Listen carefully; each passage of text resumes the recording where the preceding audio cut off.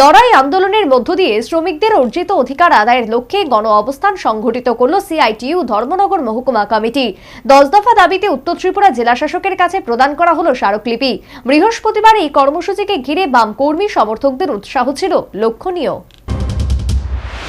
2018 থেকে 2025 সাল অতিক্রান্ত 7টি বছর। জোট জমানার এই 7 বছরে রাজ্যে সবথেকে বেশি ক্ষতিগ্রস্ত এবং আক্রান্ত হয়েছেন শ্রমিক, ক্ষেত মজুর এবং দিনমজুর। আক্রান্ত হয়েছে তাদের জীবন জীবিকা ও নাগরিক নিরাপত্তা। অর্থনৈতিক অবনতির শিকার হয়েছেন তারা প্রত্যেকেই। শাসক দল দেখেও না দেখার ভান করেছেন বর্তমানে। এর প্রতিকার জরুরি, তবে কোনো আপোষ নয়। লড়াই আন্দোলনের মধ্য দিয়ে শ্রমিকের অধিকার আদায়ের লক্ষ্যে বৃহস্পতিবার সিটু ধর্মনগর মহকুমা কমিটির উদ্যোগে অনুষ্ঠিত হল গণ অবস্থান কর্মসূচি। নেতাজি মূর্তির পাদদেশে অবস্থানে অংশ নেন কয়েক শত বাম কর্মী সমর্থক।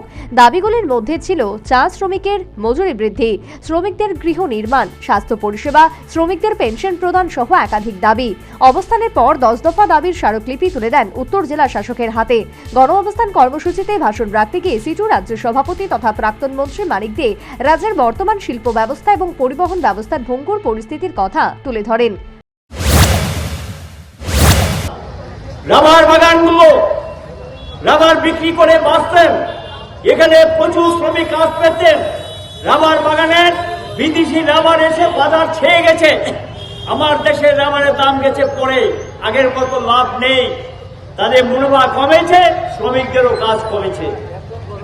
এবং এই রাবার শিল্প ত্রিপুরার যে অর্থনীতিকে চাঙ্গা করেছিল, মজবুত করেছিল, সেই রাবার শিল্প এখন দুর্বল হয়ে গেছে। আগরতলা শহরে উদ্যাননগরে 60টা ফ্যাক্টরি ছিল বামফ্রন্ট সরকারের সময় করা, এখন মাত্র 12টা ফ্যাক্টরি চলছে, বাকিগুলো দরজা বন্ধ হয়ে গেছে। এখানে কাজ করতেন কয়েক হাজার শ্রমিক, তারা কাজ হারিয়েছেন। অরুন্ধতিনগর শিল্পনগরী, এখানে কাজ করতেন কিছু, এগুলো বন্ধ হয়ে গেছে। যাবেনটা কোথায়? তো আপনার তো এত উন্নয়ন হয়েছে, কিন্তু এগুলো কেন বন্ধ হয়ে গেছে? এগুলো কি সরকারের কোনো? গণ অবস্থান এবং বিক্ষোভ কর্মসূচিতে অন্যান্যদের মধ্যে উপস্থিত ছিলেন ত্রিপুরা নির্মাণ শ্রমিক ইউনিয়নের রাজ্য সভাপতি নিরোধ সাহা, সম্পাদক নির্মল রায়, প্রাক্তন বিধায়ক অমিতাভ দত্ত সহ আরও অনেকেই। Bureau report, news vanguard.